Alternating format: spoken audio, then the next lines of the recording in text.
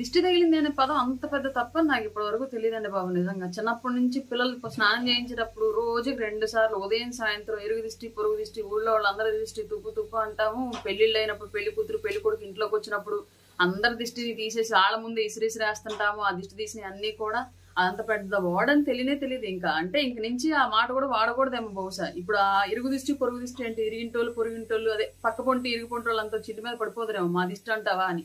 ఊరోళ్ళంతా వచ్చి పడిపోదురేమో. నీ బిడ్డని ఇంట్లోంచి బయటికి రానియం, 2 అడుగులు కూడా వేయనియం, మా వీధిలో ఎలా నడుస్తాడు మా ఇంటి ముందు ఎలా నడుస్తాడని చెప్పేసి అందరూ వచ్చేస్తారేమో. బాబాయ్ నాకు తెలియదు ఇన్ని రోజుల నుంచి. మా తాతల నుంచి మా నాయనమ్మల నుంచి ఆ దిష్టి అనే పదం అంత పెద్ద వర్డని, దాన్ని పెద్ద పెద్ద నాయకులు కూడా వచ్చి మీడియాల ముందు సవాళ్లు విసిరి ఛాలెంజ్లు చేసేటువంటి అంత పెద్ద వర్డ్ అని తెలియక ఇన్ని రోజులు వాడుతా ఉన్నాం తెలుగు రాష్ట్రాల్లో అమ్మలక్కలం అందరం కూడా.